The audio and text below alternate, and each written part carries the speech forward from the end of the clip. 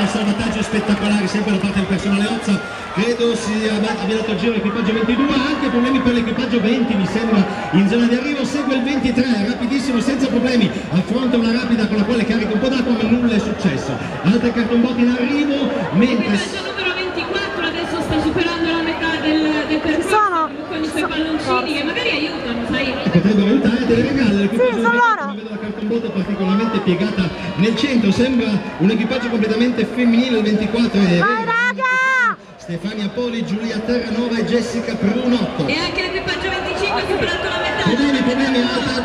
Problemi per l'equipaggio numero, l'ho perso. 24.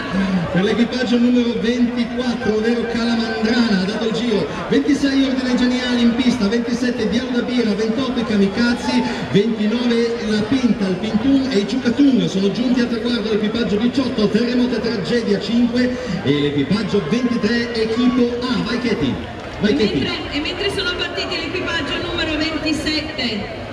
L'equipaggio numero 26 Diauda Bira, ma anche il 28 i Kamikaze sono in centro, il 27 Diauda Bira, forza con la rapida che ce la fate con la bandiera italiana, fantastici ragazzi, viamo perché avete la bandiera italiana, viamo. E qui abbiamo l'equipaggio numero 28 che purtroppo ha qualche difficoltà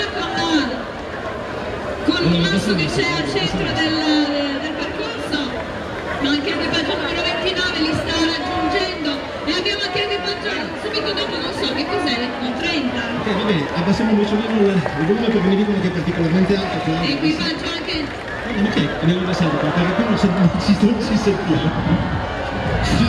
Ma l'equipaggio numero 30 purtroppo ha qualche difficoltà e sono stati letteralmente disarcionati dalla loro imbarcazione, c'è il personale dell'Opsa che li sta raccogliendo, li sta acchiappando. Non arriva dietro! Al fiume.